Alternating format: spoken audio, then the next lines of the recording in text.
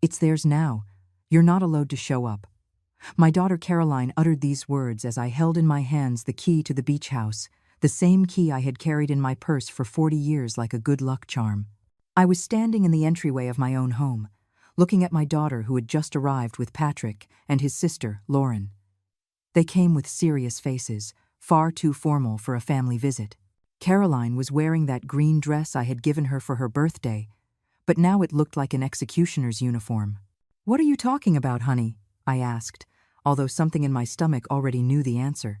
I had noticed the strange looks in recent weeks, the conversations that would stop when I entered a room, the documents Patrick would quickly put away when I came near. "About the beach house, Mom," Caroline said with a voice that sounded rehearsed, as if she had practiced these words in front of a mirror. "We've already done the transfer. It belongs to Patrick's family now. They'll get more use out of it than you do." The key slipped from my hands and fell to the floor with a metallic clatter that echoed like a funeral bell.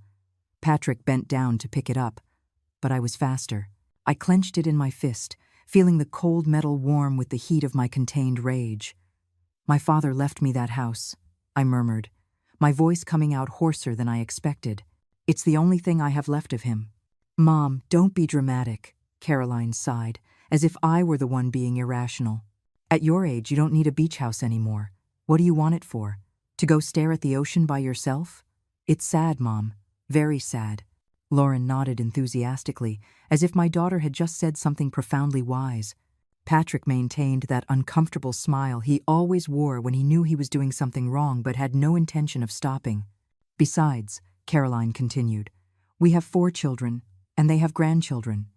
The house will have life again. It will be useful. Not like now, when it's empty most of the year because you hardly ever go." I hardly ever go. That lie hit me like a slap. I went to that house every weekend, every holiday, every time the weight of loneliness became too heavy for my shoulders. It was my refuge, my place of peace, the place where I talked with my father's memories, and where I felt less alone in this world that seemed stranger every day. "The papers are already signed," Patrick added, speaking for the first time since they had arrived. His voice sounded almost apologetic, but his eyes had the glint of someone who had just won the lottery. "All legal, all in order. Don't you worry about a thing. Don't you worry."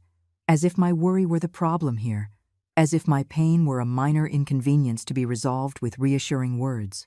"How?" was the only thing I could ask. "How did you sign the papers if the house is in my name?" Caroline and Patrick exchanged a look that lasted barely a second but told me everything I needed to know.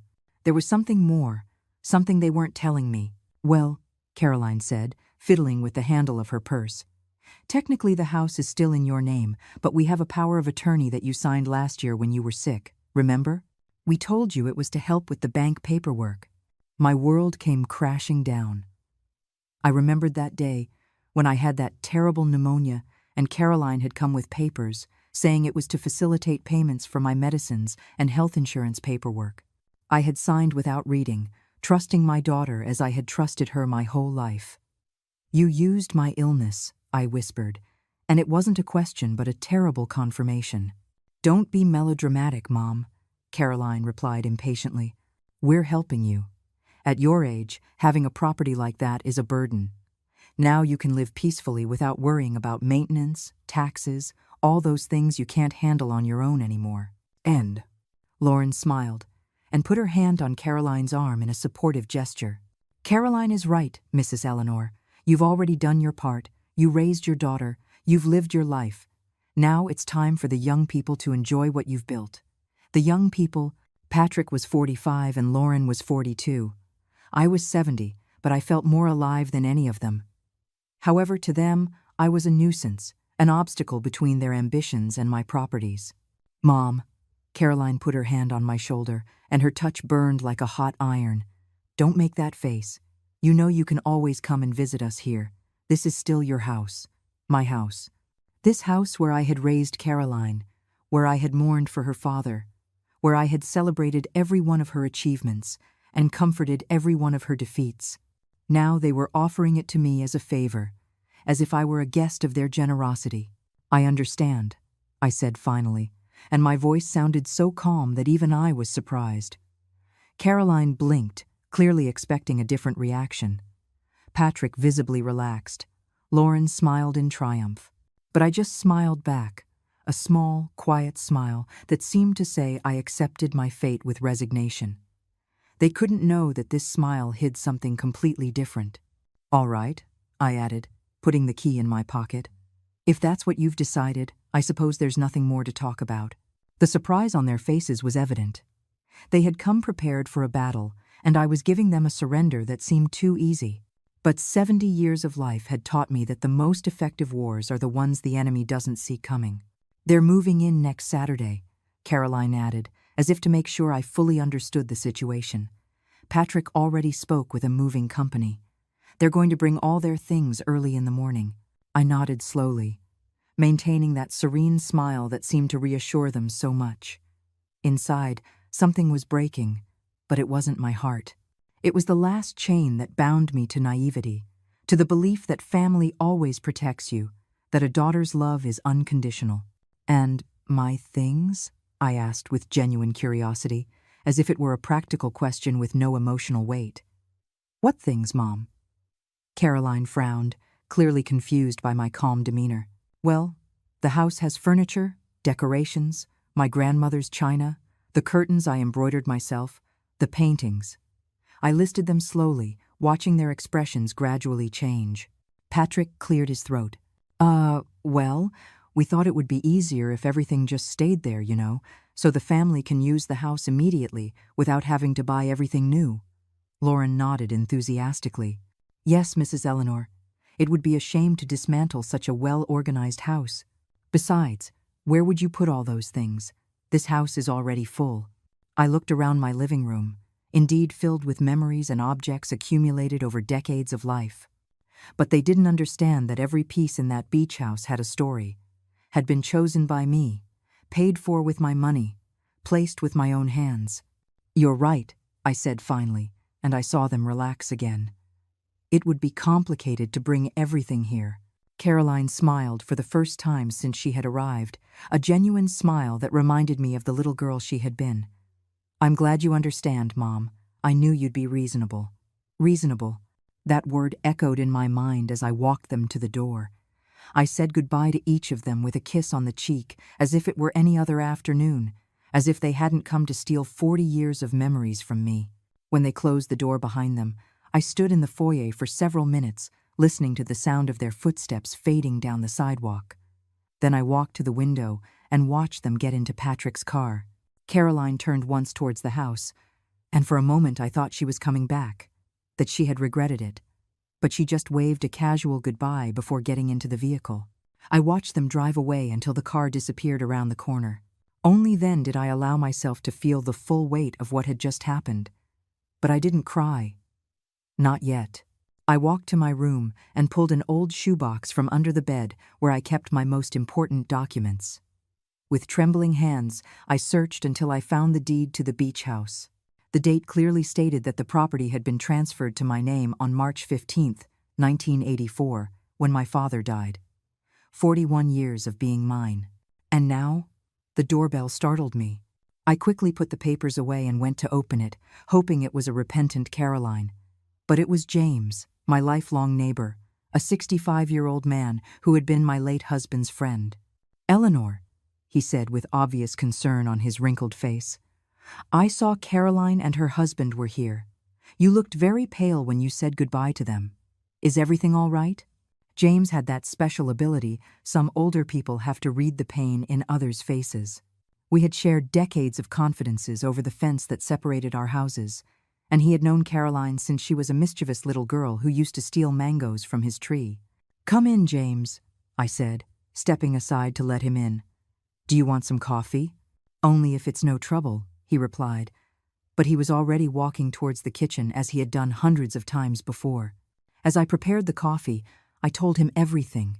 Every word, every gesture, every look.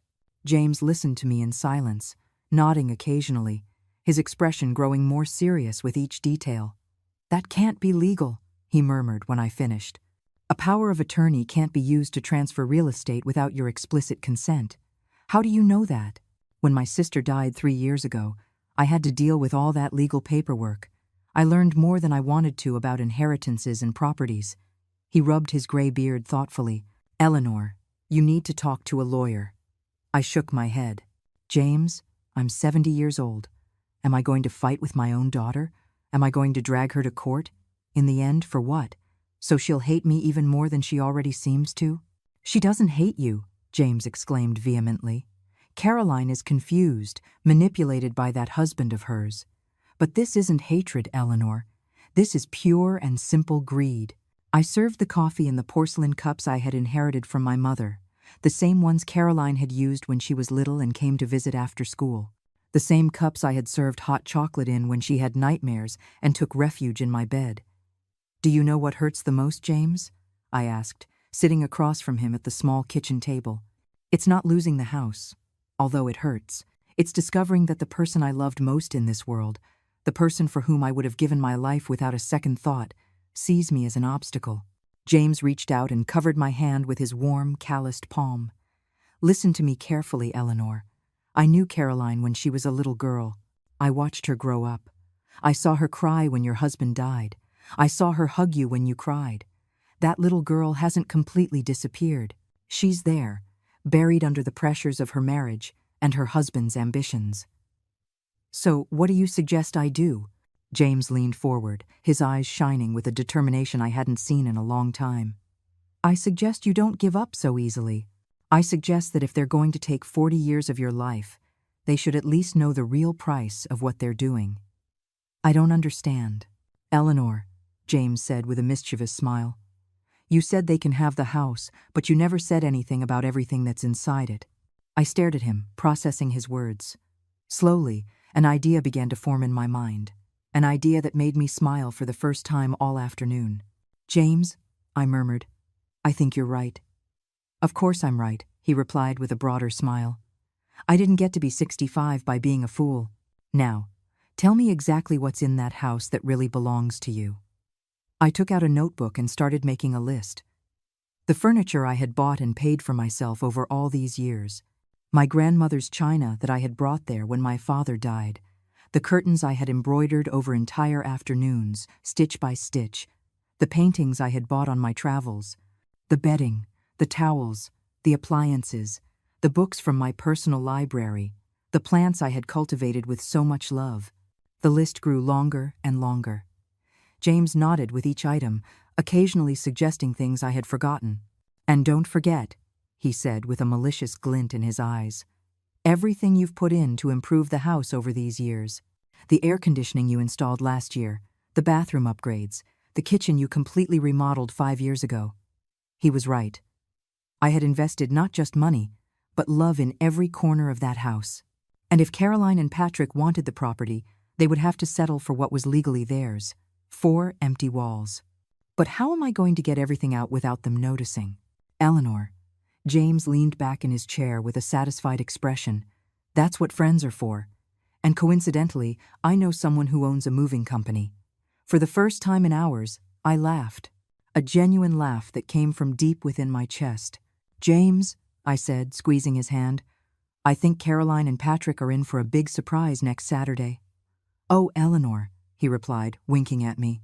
You have no idea how big that surprise is going to be. That night, after James left, I stayed up late, refining the list and making plans. It wasn't revenge I felt, but something purer, justice. And for the first time since Caroline had spoken those terrible words, I felt in control of my own destiny. The next day, I woke up with a mental clarity I hadn't felt in months. It was Monday morning, and I had exactly 5 days to execute my plan before Patrick and his family arrived on Saturday to move into what they thought would be their new, fully furnished home. After breakfast, I dialed the number James had given me the night before. Frank, the owner of the moving company, turned out to be a man with a warm voice who listened to my situation with patience. Mrs. Eleanor, he said after I explained everything, James told me a bit about your situation last night. Don't you worry, we'll take care of everything. We can come tomorrow to do an inventory of what you need to move. Tomorrow? The speed surprised me. Of course, ma'am. Cases like yours, where there's, let's say, a certain family urgency, we handle with priority. Besides, James has been my best buddy for 20 years. Whatever he needs, he gets. That morning, I also called Caroline. My voice sounded casual, almost cheerful, when I asked if I could go to the beach house to pick up some personal things before Patrick's family arrived. "What things, Mom?" she asked with some suspicion. "Just a few little things, honey. Some photographs I have there, my medication I left in the medicine cabinet, maybe some clothes. I don't want the new occupants to feel uncomfortable finding my things around." Caroline relaxed immediately. "Oh, of course. How considerate of you, Mom. Go whenever you want. Just let me know so Patrick doesn't worry if he sees movement at the house." How considerate I am, I thought as I hung up the phone. If only she knew how considerate I was truly being. On Tuesday morning, Frank arrived promptly with his team. He was a burly man in his 50s, with huge hands that were surprisingly delicate when handling objects. He was accompanied by his 2 sons, Toby and Isaac, strong and polite young men who treated me with a respect I hadn't received from my own family in a long time. The drive to the beach house took 40 minutes. During the entire trip, Frank told me stories of complicated family moves he had handled over the years. "Mrs. Eleanor," he said as he drove along the coastal highway, "you're not the first older person to go through this. Families sometimes forget that parents are not just obstacles to an inheritance, but human beings with rights and feelings." When we arrived at the house, I felt a pang in my chest. There was my refuge, with its white walls shining under the morning sun, the pink bougainvillea I had planted 10 years ago climbing up the fence, the small garden I tended with so much love every weekend. I opened the door with trembling hands. The familiar scent hit me immediately. The mix of sea salt, the fabric softener I always used, and that particular smell of home that is only achieved after decades of love invested in a place. "My goodness," Toby murmured as we entered the living room. "This is beautiful, Mrs. Eleanor." He was right. The living room was the result of years of patient searching in flea markets, antique stores, and travels. The 3-piece sofa in cream fabric, which I had bought with my first paycheck as a retired teacher. The carved wooden coffee table I had found in a small coastal town. The hand-painted ceramic lamps I had brought back from a trip. The embroidered cushions I had made during rainy afternoons. "Let's start by making an inventory," Frank said, taking out a notebook. "I want you to tell me exactly what you're taking and what's staying." We started in the living room. Every piece of furniture, every decoration, every object had its story, and more importantly, its purchase receipt saved in the box of documents I had brought with me. Frank took pictures of everything while his sons measured and calculated the necessary space in the truck. "And this?" Isaac asked, pointing to the air conditioner. "It's coming with me," I replied firmly. "I had it installed last year. I have the invoice." Frank nodded. "No problem. Toby is a refrigeration technician. We'll uninstall it without damaging anything." We moved on to the kitchen. The stove, the refrigerator, the microwave, the complete set of dishes, the utensils, all had been purchased by me. Even the improvements I had made. The custom-made wooden cabinets, the backsplash tile I had personally chosen, the breakfast bar I had added 3 years ago. "Ma'am," Frank said with genuine admiration, "you turned this house into a real home." In the dining room, the situation was the same. The 6-person table I had inherited from my mother, the chairs I had restored myself, the sideboard where I kept the fine glassware, the linen curtains I had embroidered for months. We went up to the bedrooms.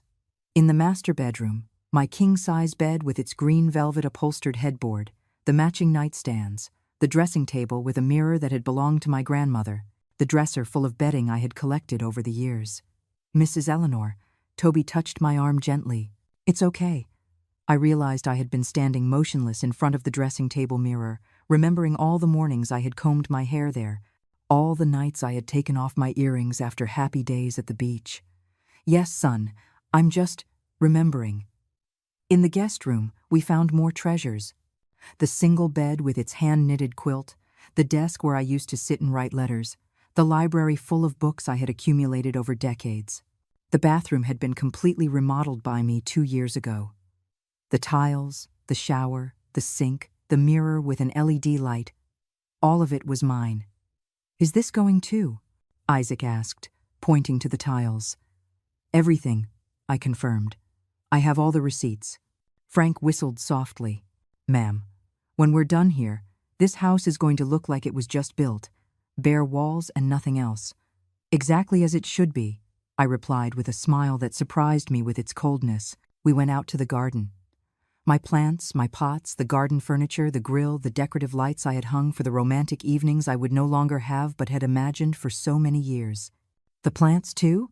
Toby asked with curiosity. Especially the plants. Some of them I brought from cuttings from my mother's house. They're over 20 years old. At the end of the day, the list filled 12 pages of Frank's notebook. Practically everything that gave life and personality to that house belonged to me legally. When can we start?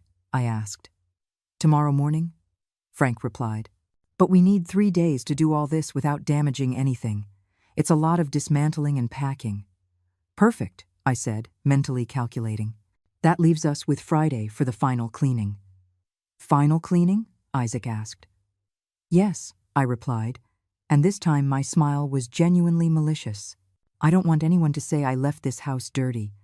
When Patrick and his family arrive on Saturday, they are going to find the cleanest house of their lives. So clean they'll be able to see their reflections in every empty surface. Frank laughed heartily. Mrs. Eleanor, I like you a lot.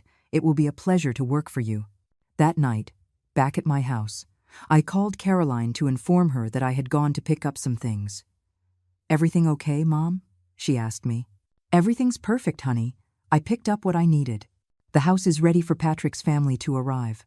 I'm glad to hear you're being so cooperative, Caroline said, and I could hear the relief in her voice.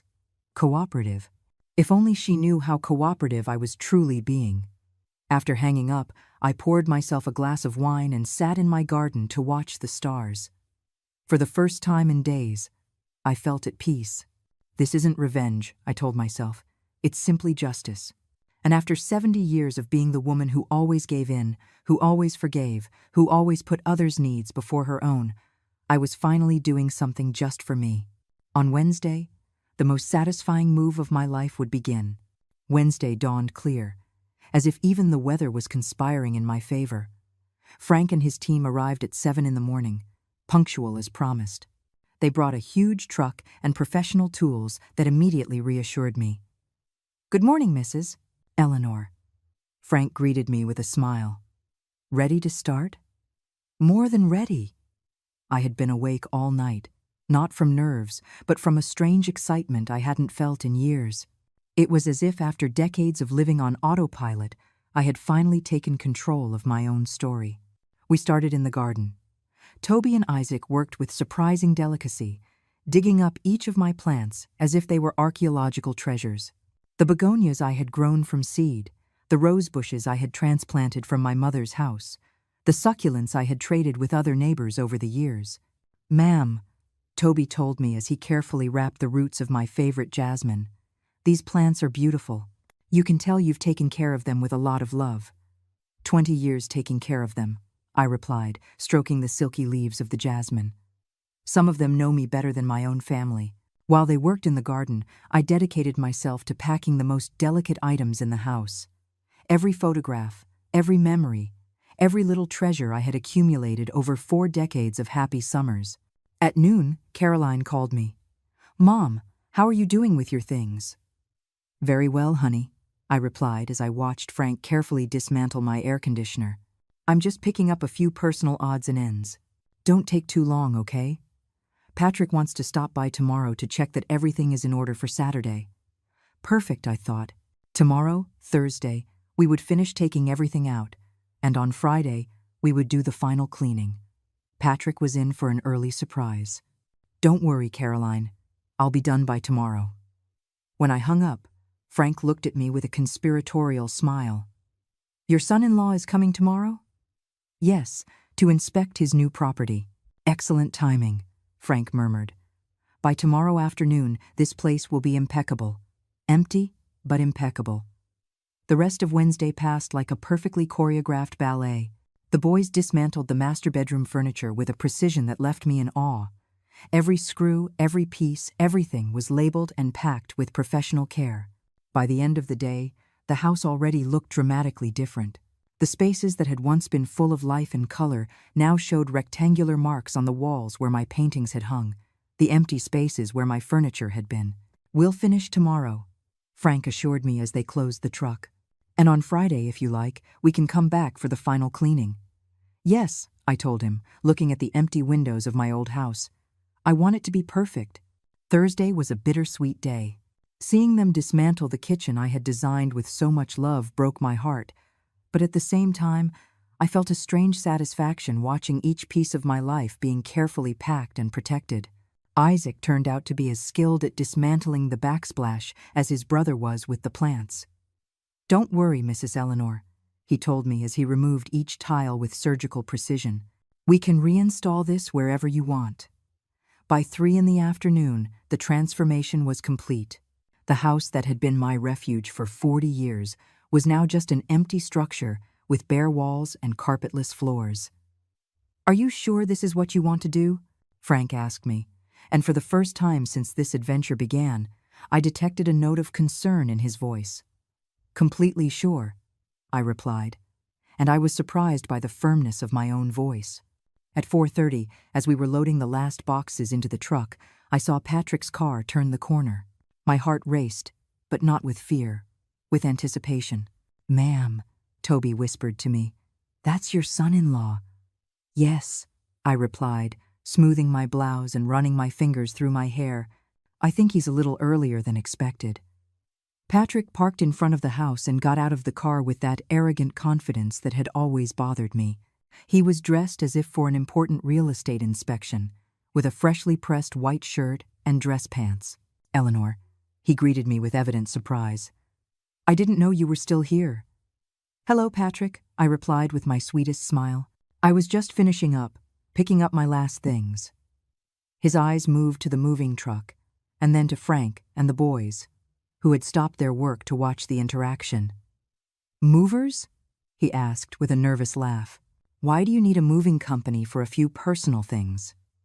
"Well," I said slowly, savoring every second of his growing confusion, "it turned out I had more personal things than I remembered." Patrick frowned and walked towards the entrance of the house. I followed him along with Frank, who clearly didn't want to miss the show. When Patrick opened the door and entered the living room, his face was a symphony of emotions. First confusion, then gradual understanding, and finally a mixture of shock and rage that gave me immense satisfaction. "Where is everything?" he asked in a choked voice. "Everything what?" I replied with angelic innocence. "The furniture, the decorations, everything that was here." "Oh, that," I said as if I had just realized. "Those were my personal things, the ones I came to pick up." Patrick looked at me as if I had lost my mind. "Eleanor, those weren't your personal things. They were the house's furniture." "They were my furniture," I corrected him gently. "I bought them, I paid for them, I took care of them for years. I have all the receipts if you want to see them." Frank stepped forward, his imposing presence filling the empty space. "Sir, everything Mrs. Eleanor took is duly documented. If you want to check the receipts—" "You can't do this," Patrick shouted, his voice echoing strangely against the bare walls. "This is our house now. Everything that was here was included." "Included in what?" I asked with genuine curiosity. "As far as I know, Caroline only informed me that you had taken possession of the house. No one mentioned anything about its contents." Patrick took out his phone and dialed frantically. "Caroline!" he yelled when she answered. "Your mother completely emptied the house. She took everything, everything." I could hear Caroline's high-pitched voice on the other end of the line, but not the exact words. Patrick paced in circles in the empty living room, gesturing wildly. "No, you don't understand," he yelled into the phone. "There's nothing left, not even the air conditioner. The walls are bare." Frank winked at me. Toby and Isaac watched from the door, clearly enjoying the drama. "Yes, she's right here," Patrick said, thrusting the phone in my face. "Talk to your daughter." I took the phone calmly. "Hello, Caroline." "Mom, what did you do?" Caroline's voice was hysterical. "I picked up my things just like I told you I would." "But Patrick says there's nothing left." "Well," I said thoughtfully, "I guess that means everything that was in the house was mine. How interesting." There was a long silence on the other end of the line. Finally, Caroline spoke in a controlled but furious voice. "Mom, that's not fair. We were counting on the house being furnished." "And why were you counting on that?" I asked with genuine curiosity. "When you took the house without consulting me, did you also invent that all my belongings belonged to you?" Patrick snatched the phone from me. "Caroline, you have to do something. The family arrives on Saturday. We can't host them in an empty house." While he continued his frantic conversation, I calmly walked out of the house. Frank and his sons had already finished loading the truck. "Mrs. Eleanor?" Frank asked. "We'll come back tomorrow for the cleaning." "Of course," I replied, taking one last look at the house where I had been happy for so many years. I want it to be impeccable for the new tenants. As I got into the car Frank had brought to take me back, I could see Patrick still gesturing in the empty living room, his agitated voice echoing throughout the house. For the first time in weeks, I laughed genuinely. "Ma'am," Frank told me as he started the car, "you are my new hero." That night, Caroline arrived at my house like a hurricane. She didn't ring the bell. She used her key as she had done for years. But this time, her entrance wasn't that of a daughter coming to visit her mother, but of a furious woman coming to confront her enemy. I found her in the living room, standing in the middle of the space with her arms crossed and an expression I had never seen on her face. It was as if the mask of the respectful daughter had finally fallen completely. "Mom," she said, her voice trembling with contained rage. "What the hell do you think you're doing?" I sat calmly in my favorite armchair, the same one where I had cradled her as a baby, where I had read her stories as a child, where we had talked about her boyfriends as a teenager. "I'm protecting what's mine," I replied in a calm voice. "What's yours?" Caroline exploded. "Mom, you are being selfish. A selfish and spiteful old woman." The words hit me like slaps, but I maintained my composure. 70 years of life had taught me that people show their true character under pressure. "Selfish?" I repeated softly. "I'm selfish for protecting the things I bought with my own money, that I cared for with my own hands for decades?" "You knew perfectly well that we were counting on the house being furnished," she shouted, starting to pace back and forth like a caged animal. "You knew Patrick's family is arriving on Saturday." "Yes, I knew," I admitted. "I also knew that you took my house without consulting me, using documents I signed when I was sick and vulnerable." Caroline stopped in her tracks. For a moment, something like guilt crossed her face, but it was quickly replaced by more rage. "That was for your own good. At your age, you don't need a beach house." "At my age," I repeated slowly, savoring the phrase I had heard so much in recent days. "Tell me, Caroline, at what exact age does a person stop deserving their own possessions? At what age do they become a burden to their children instead of being their mother?" Caroline looked at me with shining eyes full of tears that seemed more of frustration than sadness. "Don't be dramatic, Mom. No one said you were a burden." "No?" I slowly stood up from my armchair. "Then explain to me why my own daughter conspired with her husband to take away the house I love most in the world. Explain to me why you didn't consult me. Explain to me why you used my illness against me." "Because we knew you would object," Caroline shouted, and the truth finally came out. "We knew you'd be impossible and would make 1,000 excuses." Excuses. The word came out like a venomous whisper. Defending my property would be an excuse. At that moment, the doorbell rang. Caroline and I looked at each other, both surprised by the interruption. I went to open it and found James standing on my doorstep with a worried expression. "Eleanor," he said, glancing towards where Caroline was visible from the entrance. I heard shouting. "Is everything all right?" Diana appeared behind me. "Hello, Mr. Anderson," she said with a forcedly sweet voice, trying to compose her mask of the perfect daughter. But James had known Caroline since she was a child, and he wasn't easily fooled. He greeted her with obvious coldness. "It's been a while since I've seen you around here." "Yes, well," Caroline shifted uncomfortably. "I've been busy. Busy taking your mother's house, from what I hear," James said bluntly. Caroline's mask cracked again. "That's none of your business, Mr. Anderson. When someone is shouting in the house next door, it does become my business. James replied, entering without being invited and clearly positioning himself on my side, especially when those shouts are directed at a woman who has been my neighbor and friend for 30 years.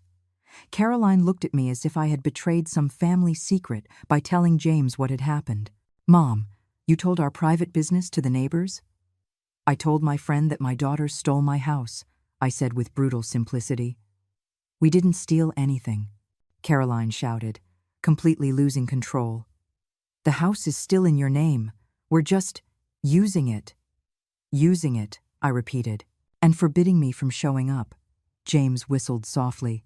"Caroline, my girl, I carried you on my shoulders when you were 5 years old. I taught you how to ride a bike when your father was working. I comforted you when your first boyfriend broke your heart. But this," he shook his head in disgust, "this is not the girl I knew." Caroline turned to James with flaming eyes. "You don't understand the situation." "I understand perfectly," James replied in a grave voice. "I understand that a 70-year-old woman who spent her life sacrificing for her family is being punished by that same family for the crime of getting old." "That's not true." "No?" James crossed his arms. "Then explain to me why your mother can't use her own house." Caroline opened her mouth to answer, but no sound came out. For the first time since she had arrived, she seemed to truly see what she was doing. It's just, she stammered. "Patrick's family is large, and they need." "And your mother doesn't need?" James interrupted. "Your mother doesn't deserve to enjoy what she built with her work? She's already lived her life." Caroline exploded, and those words hung in the air like a death sentence. James and I were silent, processing what she had just said. Caroline seemed to immediately realize the enormity of her words, but it was too late. "Caroline," I said softly, "do you really think I've already lived my life? That at 70 years old, I no longer deserve moments of happiness?" Caroline started to cry, but they were not tears of remorse but of frustration. "That's not what I meant." "Then what did you mean?" "I meant that. She wiped her tears brusquely. "That we have children to raise, a future to build. You've already raised your daughter. You've already built your life. And now it's my turn to step aside so you can build yours on the remains of mine," I finished for her. "Yes," Caroline shouted, then covered her mouth, horrified by her own honesty. James put a protective hand on my shoulder. "Eleanor," he said without taking his eyes off Caroline, "I think you've heard everything you needed to hear." Caroline stood up straight, trying to regain some dignity.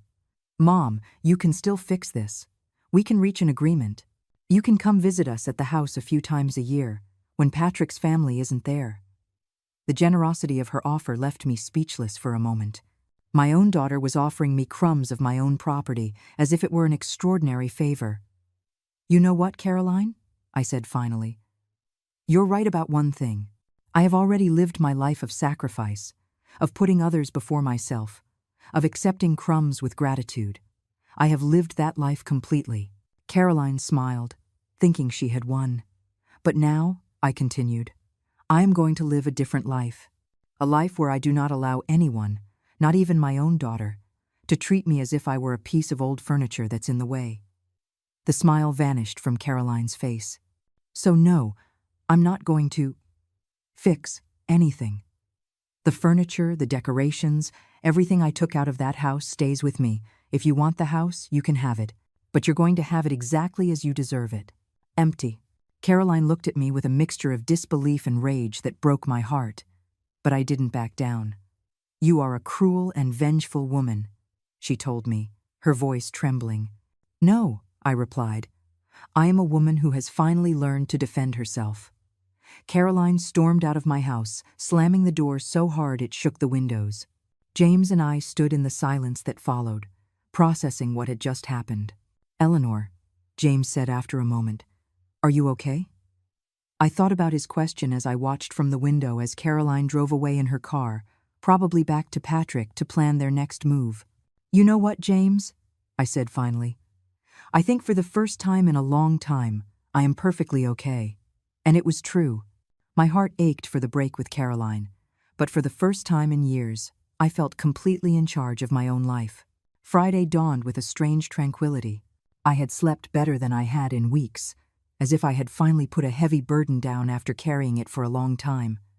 Frank and his sons arrived early, as promised, to do the final cleaning of the house. "Good morning, Mrs. Eleanor," Frank greeted me with a smile. "Ready for the grand finale?" "More than ready," I replied, getting into the truck with an energy that surprised me. The drive to the beach house was in comfortable silence. Toby and Isaac were softly humming a song, and Frank drove with a professional calm that reassured me. When we arrived, the house looked exactly as we had left it the day before. Empty but strangely dignified, like an elegant woman who had decided to strip off all her jewelry but still held her head high. "Where do we start?" Isaac asked, taking the cleaning supplies from the truck. "Wherever you want," I told them. "I just want that when we're done, this house is cleaner than it has ever been." No. It wasn't revenge I felt as the boys began to work. It was something deeper, more ceremonial. It was as if I were preparing the house for a final farewell, to close a chapter of my life in the most dignified way possible. We started with the windows. Toby had a special technique that left them completely transparent, without a single streak. While he worked on the glass, Isaac and I cleaned every inch of the walls, removing the marks left by my paintings, the prints of my hands, the stains of the years. "Mrs. Eleanor," Isaac said to me as he scrubbed a particularly stubborn mark, "doesn't it make you sad to do this?" I stopped my work and thought about his question. "You know what makes me sad, Isaac? It's not cleaning these walls. It's discovering that the person I loved most in the world saw me as an obstacle to her happiness." The boy nodded seriously. "My grandmother always says that children forget that parents have hearts too. Your grandmother is a wise woman. We cleaned the kitchen with obsessive care. Every remaining cabinet, every surface, every corner. Frank took care of cleaning the marks left by my appliances, and when he was done, the kitchen looked brand new. "Look at this," Frank said to me, pointing to the bare walls. "You can see exactly where everything was. It's as if the house is a ghost of what it used to be." He was right. The rectangular marks on the walls where my paintings had hung, the cleaner spaces on the floor where my furniture had been, it all created a ghostly map of the life that had existed there. At noon, as we were cleaning the master bathroom, I heard the sound of a car arriving. I peeked through the window and saw Patrick's vehicle parking in front of the house. This time he wasn't alone. Caroline was with him, and I also recognized Lauren in the back seat. "The family has arrived," I announced to Frank. "Do you want us to stop?" he asked. "No," I replied firmly. "Let them see us working. Let them see the care with which I am leaving their new house." The three of them got out of the car with serious expressions. Patrick had that rigid posture he adopted when he was trying to control his temper. Caroline avoided looking directly at the house, as if she were ashamed to be there. Lauren, on the other hand, observed everything with ill-disguised curiosity. They entered without knocking, as if it were already their right. I heard them walking through the living room, their footsteps echoing in the empty space in a way they surely had not anticipated. "Oh my God," I heard Lauren exclaim. "She really took everything." "I told you," Patrick muttered. "Even the curtains." I continued cleaning the bathroom mirror, watching their reflections as they walked through the house. Caroline seemed to get smaller with every room they checked. Finally, Patrick came upstairs. I heard him enter the bathroom where we were working. "Eleanor," he said in a controlled voice, "we need to talk." I turned to face him, still holding the cleaning cloth. "Of course, Patrick. How can I help you?" "This is ridiculous," he said, gesturing at the bare walls. "You can't just take everything and leave us with an empty house." "Why not?" I asked. Everything I took was mine. "But we were counting on it. And I wasn't counting on keeping my house," I retorted softly. Patrick opened his mouth to reply but was left speechless. Behind him, Caroline appeared in the doorway. "Mom," she said in a pleading voice, "please, we can fix this. We can reach an agreement." "What kind of agreement?" I asked, without stopping my cleaning. "You can keep some of the furniture, the most important pieces to you. We'll buy the rest. And you can come to the house, say, 1 weekend a month." The generosity of her offer would have made me laugh if it hadn't been so pathetic. My own daughter was negotiating my access to my own property as if it were an extraordinary privilege. "No," I said simply. "No?" Patrick looked genuinely surprised, as if the word didn't exist in his vocabulary when addressed to me. "No," I repeated, turning to face them. "I am not going to negotiate for crumbs of what was mine. I am not going to accept condescending favors from people who stole my sanctuary." "We didn't steal anything," Caroline shouted, but her voice sounded more desperate than furious. "No?" I took the documents I had brought out of my purse. "Here is the power of attorney I signed when I was sick. Can you show me where it says you could use this document to transfer my property?" Caroline and Patrick exchanged uncomfortable glances. "Furthermore," I continued, "here is my will, drafted 5 years ago. Can you show me where it says I wanted to leave this house to my son-in-law's family instead of my own daughter?" "Mom, that's different." "Different how?" I interrupted. "You took something that didn't belong to you, using documents fraudulently, without my consent. In any court in the country, that's called theft." Frank, who had been cleaning quietly, straightened up a bit upon hearing this. Toby and Isaac had stopped working and were watching the confrontation with obvious interest. "Are you threatening to sue us?" Patrick asked in disbelief. "I'm not threatening anything," I replied calmly. "I'm stating facts. You committed fraud. I am protecting what legally belongs to me." Lauren, who had been quiet until then, finally spoke. "Mrs. Eleanor, you are being very unreasonable. We are family." I turned to her slowly. "Lauren, when your brother and my daughter conspired to take my house, where was that family consideration? When they decided I was too old to deserve my own possessions, where was the family respect?" Lauren blushed and looked down. "Family," I continued, "is supposed to protect you, not take advantage of you when you're vulnerable." Caroline started to cry, but this time her tears seemed genuine. "Mom, I didn't want it to be like this. I just thought it would be better for everyone." "Better for everyone," I repeated softly. "Or better for you?" Caroline couldn't answer. Frank cleared his throat. "Excuse me," he said with respect but firmness. "But we need to finish our work, Mrs. Eleanor hired us to leave this house spotless, and that's what we're going to do." Patrick looked at him with irritation. "And who are you to get involved in this?" "I'm someone who respects their elders," Frank replied without flinching. "Something you clearly need to learn." The comment landed like a slap. Patrick turned red with rage but didn't dare confront Frank, whose imposing presence filled the entire bathroom space. "Let's go," Patrick said to Caroline. "This is useless." As they were leaving, I heard Caroline whisper, "Mom, is there really no way to fix this?" I stopped my cleaning and looked her directly in the eyes. "Yes, Caroline, there is a way." Her eyes lit up with hope. "Give me back my house," I said simply. The hope vanished from her face. Without another word, she followed Patrick down the stairs. I heard them leave, their muffled voices arguing in the car before they drove away. When the sound of the engine faded, Frank put a gentle hand on my shoulder. "Mrs. Eleanor," he said, "you are the bravest woman I have ever known." I smiled, feeling a strange peace wash over me. "I'm not brave, Frank. I'm just tired of being invisible." Saturday arrived with a crystal clarity that seemed to mock the storm that was brewing. It was 9 in the morning when James knocked on my door with a mischievous smile I hadn't seen on his face in years. "Eleanor," he said, holding 2 steaming cups of coffee, "would you like to join me for a drive this morning?" "What kind of drive?"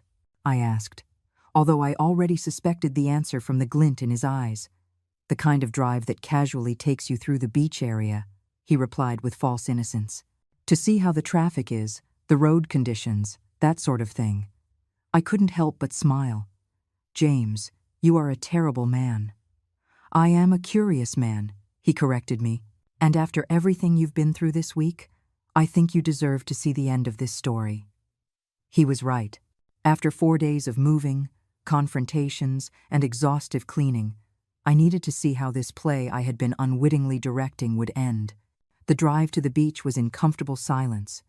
James drove with the patience of someone who has learned to enjoy the journey as much as the destination. When we reached the residential area where my old house was, we parked at a prudent but clear viewing distance. "There it is," James murmured, pointing towards the house that looked perfectly clean and completely empty through the uncurtained windows. We didn't have to wait long. At exactly 10:30, a caravan of 3 cars began to arrive. The first was Patrick and Caroline's. The other two were loaded to the brim with suitcases, boxes, and what appeared to be the first desperate attempts to get last-minute furniture. "Is that the whole family?" James asked, as we watched a group of about 12 people get out of the cars. "I suppose so," I replied, recognizing some of Patrick's siblings whom I had met at weddings and birthdays over the years. The first sign that something was wrong was when Patrick opened the front door, and the group stood motionless on the threshold. From our position, we could clearly see through the bare windows how the first people who entered stopped abruptly, as if they had hit an invisible wall. "Where's the furniture?" we heard an older woman, whom I recognized as Patrick's mother, shout. "Eleanor took it," came Patrick's voice, clearly audible in the quiet morning. "Who's Eleanor?" a younger voice asked. "My mother-in-law," Patrick explained with evident bitterness. James and I exchanged amused glances. Apparently, Patrick had not prepared his family for what they were about to find. For the next 20 minutes, we witnessed a spectacle that oscillated between comical and pathetic. Patrick's relatives went in and out of the house with growing expressions of confusion. Children ran through the empty rooms, their shouts and laughter echoing strangely in the spaces, without carpets or curtains to absorb the sound. "Patrick!" shouted a woman who appeared to be his older sister. "You told us the house was fully equipped?" "And it was," Patrick replied defensively. "My mother-in-law emptied everything, and you couldn't stop her?" There was a long silence, during which presumably Patrick was trying to explain how he had lost a battle against a 70-year-old woman. "This is incredible," James murmured with admiration. "You're going to let them sleep on the floor?" "Not all of them," I replied. "I saw they brought some sleeping bags in one of the cars." We watched as Lauren led a group of children to the backyard, probably to get them away from the emotional chaos unfolding inside the house. The adults formed what looked like a war council in the empty living room, their voices rising and falling in what was clearly a heated argument. "What are we going to do for food?" we heard someone ask. "There's a grill in the backyard," Patrick answered hopefully. "With what charcoal?" another voice asked. "With what plates? With what silverware?" The silence that followed was eloquent. "I think," James said, holding back a laugh, "your son-in-law didn't think this plan through very well." At 11:30, we saw Patrick run out to his car. He returned an hour later with the vehicle full of bags of what appeared to be emergency purchases: disposable plates, plastic cups, a small portable grill. "Oh, Patrick," I murmured, feeling a strange mix of satisfaction and pity. "This is what happens when you count your chickens before they hatch." At noon, the heat began to intensify. The house, without air conditioning, became apparently unbearable. We watched them open all the windows and doors, trying to create some kind of cross breeze. "Without the curtains you sewed," James observed. "That house must be an oven right now." He was right. I had designed the curtain system specifically to block the midday sun that mercilessly entered through the west-facing windows. By 1 in the afternoon, we saw the first group of deserters. 2 couples with small children packed their things and left, clearly unable to stand the conditions. We heard them arguing with Patrick before they left, their voices filled with frustration and reproach. "They're leaving," I observed. "The smart ones always leave first," James commented wisely. Caroline appeared at the front door, talking agitatedly on the phone. Even from a distance, I could see the tension in her posture, the way she gestured with desperation. "I bet she's trying to get rental furniture," James said. "On a Saturday, with this urgency," I replied. "It's going to be very expensive, if she can even get anything." At 2 in the afternoon, a truck from a furniture rental store arrived. My hopes that Caroline had managed a quick solution faded when I saw what they unloaded. A few plastic folding chairs, 2 card tables, and what looked like some inflatable mattresses. "That's not going to be enough for even half the people," I observed. "No," James agreed, "and it's going to cost a fortune for a week." Sure enough, half an hour later we saw more people packing up and leaving. By 3 in the afternoon, only Patrick, Caroline, Lauren, and what appeared to be Patrick's parents remained 2 older people who looked clearly uncomfortable in the plastic chairs under the relentless sun. "The old folks are always the last to leave," James murmured. "They don't want to admit the plan failed." At 4, even Patrick's parents had had enough. We watched them load their suitcases with expressions of clear disappointment and frustration. "Patrick," we heard his mother shout, "the next time you invite us somewhere, make sure you actually have a suitable place to host us." When they left, only Patrick, Caroline, and Lauren remained in the empty house. From our position, we could see them sitting in the plastic chairs in the middle of the living room, surrounded by the few possessions they had brought for what was supposed to be a triumphant family vacation week. "Do you know what the most ironic part of all this is?" I asked James. "What?" "That if they had come to talk to me like adults, like family, I probably would have been willing to share the house for a few seasons, but they decided to take it by force." James nodded. "Pride and greed make people make the stupidest decisions." At 5 in the afternoon, as the sun began to set and the temperatures became more bearable, we finally saw decisive movement. Caroline came out of the house and began to load the few things they had brought back into the car. "They're giving up," James announced with satisfaction. "Already?" I asked, feigning surprise. "But it's only their first day in their new vacation home," James laughed. "Eleanor, you're diabolical." "No," I replied, watching as Patrick helped load the last bags, his defeated posture evident even from a distance. "I'm a woman who finally learned that sometimes justice comes in unexpected forms." When the last car drove away from the empty house, James and I sat in silence for several minutes, processing what we had just witnessed. "And now what?" James finally asked. I looked at the house that had been my refuge for 40 years, now empty and abandoned like a theater after the final performance. "Now," I said slowly, "I begin the next chapter of my life." The days following the great family weekend fiasco were strangely quiet. Caroline didn't call, didn't visit, didn't send any messages. It was as if she had decided I had ceased to exist, just as she had decided I no longer deserved my own house. But I was not idle. On Monday morning, Frank arrived at my house with a proposal that would change everything. "Mrs. Eleanor," he said as we had coffee in my kitchen, "I've been thinking about your situation. What are you going to do with all the furniture we took out of the beach house?" It was a good question. My furniture was stored in a warehouse Frank had arranged, waiting for me to decide what to do with it. My current house was already complete, and it made no sense to crowd decades of memories into a space that couldn't contain them. "I don't know," I admitted. "I suppose I'll have to sell some things." "Sell them to whom?" Frank asked with a smile that made me suspect he had something in mind. "I don't know. To people who need used furniture. How about to people who need furniture urgently?" His smile widened. "People who, let's say, just moved into an empty house and discovered they have nothing to fill it with." I stared at him, processing his suggestion. "Frank, are you suggesting what I think you're suggesting?"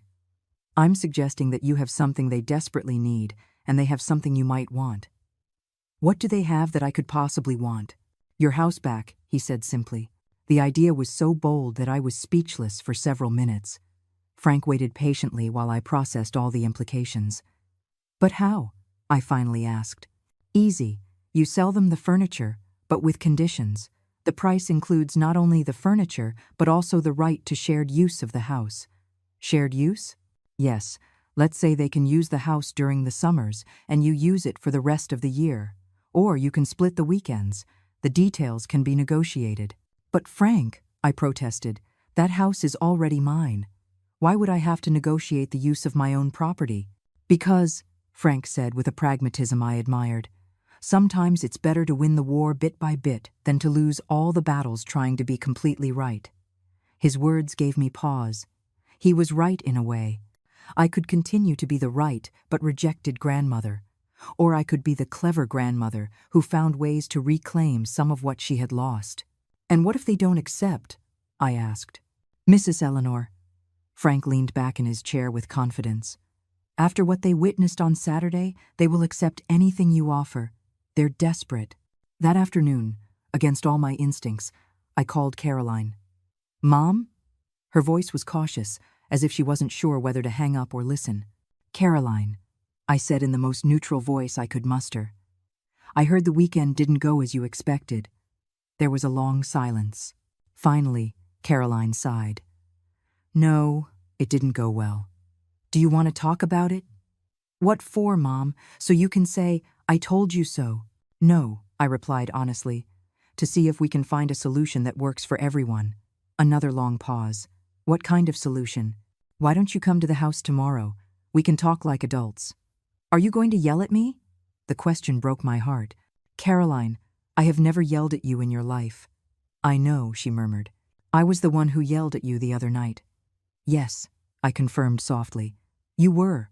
On Tuesday afternoon, Caroline arrived at my house with the attitude of someone going to the dentist, necessary but painful. She looked tired, older, as if the last few days had taken a heavy toll on her appearance. Hi, Mom, she greeted me with a small voice. Hello, honey, do you want some coffee? Yes, please. I prepared the coffee in silence while Caroline sat at the kitchen table, in the same chair where she had eaten breakfast for years as a child. For a moment, I could see the little Caroline in her adult face, vulnerable, insecure, needing guidance. Caroline, I said after serving her cup, tell me what really happened on Saturday. Caroline sighed deeply before she began. It was a disaster, Mom, a complete disaster.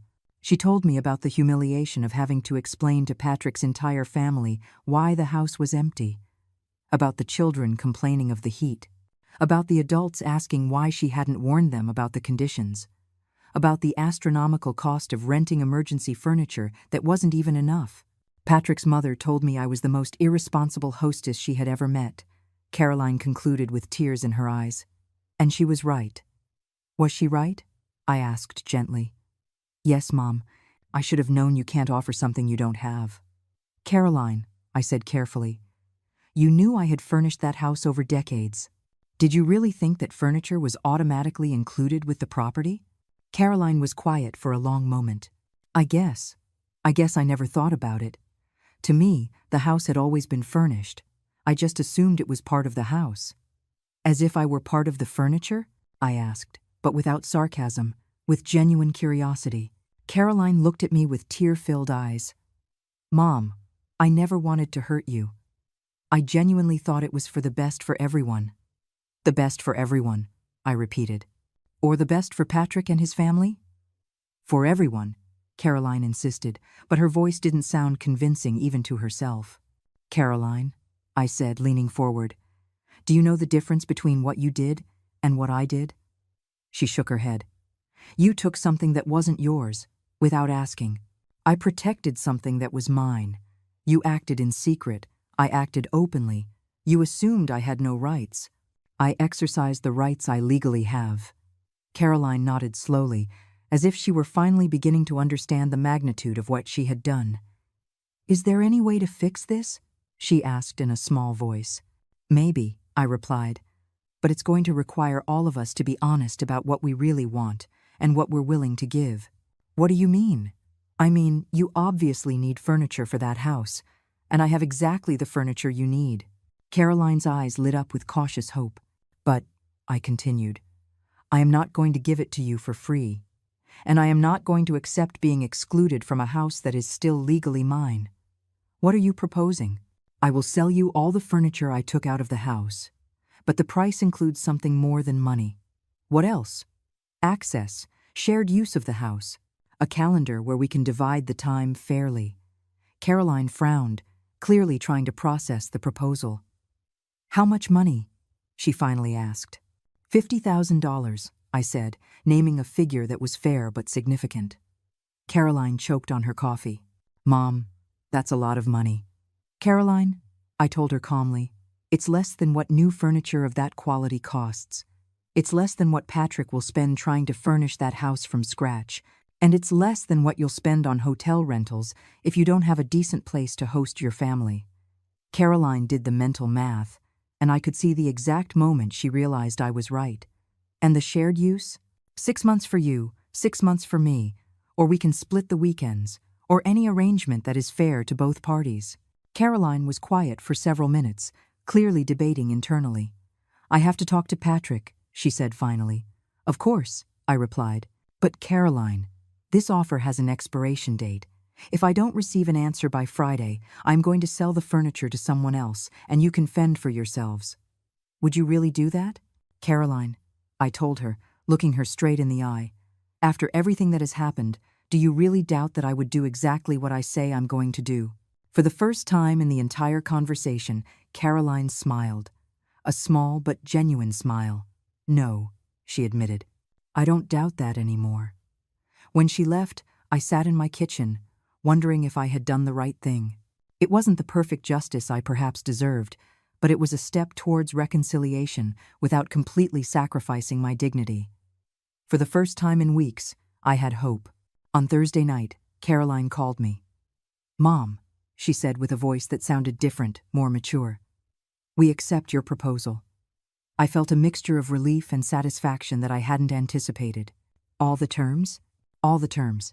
Patrick will transfer the money tomorrow, and we want to talk to you about the shared use calendar." "Very well," I replied, keeping my voice neutral despite the emotion I felt inside. "When do you want Frank to bring the furniture back? Would Saturday be okay? Patrick's family wants to try the weekend again." I laughed softly. "Of course, Caroline, but this time they're going to have a very different experience." On Friday morning, the money appeared in my bank account. $50,000 that represented much more than the monetary value of my furniture. It represented the price of my dignity, the cost of being taken seriously, the fee for having learned to defend myself. That afternoon, Caroline and Patrick came to my house to discuss the calendar. Patrick looked uncomfortable, like a child who has been forced to apologize after breaking something valuable. "Eleanor," he said as he entered, I want to apologize for how we handled this whole situation." "How you handled it, Patrick?" I asked, wanting to hear him say the words. "I handled it badly," he admitted, looking at the floor. "We shouldn't have used the power of attorney that way. We shouldn't have assumed the furniture was included. We shouldn't have excluded you from your own house." "No," I agreed, "you shouldn't have." We sat in my living room and spread a calendar over the coffee table. For the next hour, we divided the year in a way that gave each family equitable access to the beach house. "The summers will be shared," I stated firmly. "1 week you, 1 week me. The winters will be mostly mine, because you prefer tropical vacations anyway." Caroline nodded. "That seems fair." "And," I added, "when either of us has guests, the other party will have at least 2 weeks' notice." "Agreed," Patrick said, and for the first time since I'd known him, his agreement sounded genuine. On Saturday morning, James and I returned to the beach house, but this time not as spies, but as part of the official process. Frank and his sons were already there, carefully unloading every piece of furniture, every decoration, every piece of the life that had been torn from those walls. "Mrs. Eleanor," Toby told me as he carried my favorite sofa, "it feels good to bring these things back to their home, doesn't it?" "Yes," I replied, watching as my house slowly came back to life. "It feels like it's breathing again." Caroline arrived mid-morning with coffee and pastries for everyone. It was a small but significant gesture. For the first time in weeks, she seemed like the daughter I had raised instead of the stranger who had shown up to rob me. "Mom," she told me as we watched Isaac reinstall my air conditioner, "do you think we can ever go back to being a normal family?" "Caroline," I replied, hanging one of my favorite paintings in its usual place, "we were never a normal family. But maybe we can be an honest one." By noon, the house had been completely restored. Every piece of furniture in its place, every painting on its wall, every plant in its pot. It was as if the last 2 months had been just a strange nightmare. "It's beautiful," James murmured, observing the fully furnished living room. "It's hard to believe it was ever empty." Patrick arrived with his family just as Frank was finishing the final adjustments. This time, when they entered the house, their expressions were of genuine amazement and gratitude. "Oh my goodness!" exclaimed Patrick's mother, the same woman who had made such harsh comments the week before. "This is absolutely perfect." The children ran to the garden, exclaiming with delight at the sight of the restored plants and garden furniture in its place. The adults settled comfortably on the sofas, commenting on the quality of everything, the attention to detail, the warmth of the space. "Eleanor," Patrick's father told me, "your house is beautiful. Thank you for sharing it with us." For sharing it. Not for giving it to us. Not for letting us use it. For sharing it. Those 2 words made the difference between humiliation and respect. That afternoon, while Patrick's family was settling in for their weekend, Caroline and I walked along the beach. It was the first time in months we had been alone without tension between us. "Mom," Caroline told me as the waves lapped at our bare feet, "I learned something important from all of this." "What did you learn?" "I learned that treating someone as if they're invisible doesn't make them disappear, it just makes them stronger." I smiled, feeling the sea breeze caress my face. "That's a valuable lesson, honey." "I also learned," Caroline continued, "that my mother is much smarter and more resilient than I thought." "I was always smart and resilient," I replied softly. "I just never had to prove it so dramatically." We walked in silence for several minutes, listening to the eternal sound of the waves. "Do you forgive me?" Caroline finally asked. "I've already forgiven you," I replied. "But forgiveness doesn't mean I forget. It means I trust that you've learned from your mistakes."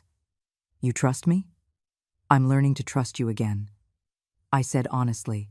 "But, Caroline, if something like this ever happens again, I won't be so generous next time." Caroline nodded seriously.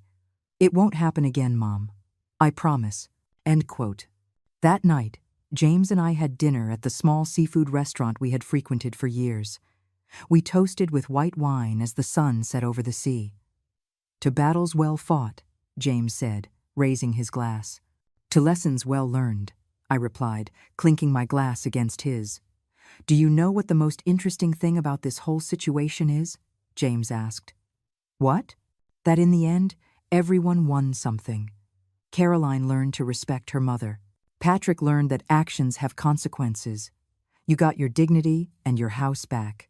And the family has a beautiful place to vacation." "And what did you win?" I asked with curiosity. James smiled with that mischievous grin I had grown to love. "I won the satisfaction of seeing my favorite neighbor defend herself like the warrior I always knew she was." A month later, I was sitting on my favorite terrace at the beach house, reading a book while the morning sun warmed my face. It was Tuesday, my day, my time, my peace. I heard footsteps on the sand and looked up to see an older woman walking along the beach, exactly as I used to do before all this drama began. She looked alone, but not sad. She looked free. She reminded me of myself a few weeks ago, when I thought my life of adventure was over, that my role had been reduced to being an obstacle to the ambitions of others. I stood up and walked towards the shore. "Good morning," I called out to the woman. She approached with a smile. "Good morning. Are you the owner of that beautiful house?" "I am one of the owners," I replied, and the words tasted like victory. "Would you like to come in for a coffee?" "I would love that," she responded. As I prepared coffee for two in my fully restored kitchen, I thought about everything that had happened. Caroline was right. I had learned that I was stronger than I thought. But I had also learned something more important. I had learned that it is never too late to write a new chapter of your own story. I had learned that dignity is not something others give you, but something you decide to keep. And I had learned that sometimes the best revenge is not the pain you cause others, but the happiness you decide to create for yourself. I served the coffee in the porcelain cups I had inherited from my mother, the same cups Caroline had used when she was a child, the same ones I would now use to welcome new friends into my reclaimed home. "So," I said to my new friend as we sat on my terrace, "tell me about yourself. Are you enjoying your freedom?" She laughed. "How did you know I was free?" "Because," I replied, raising my cup in a silent toast to the infinite sea, "I recognize a woman who has finally decided to live for herself. And so, sitting on my terrace, in my house, on my time, with the sea stretching endlessly before me, I knew that I had done more than just get my furniture back. I had gotten my life back."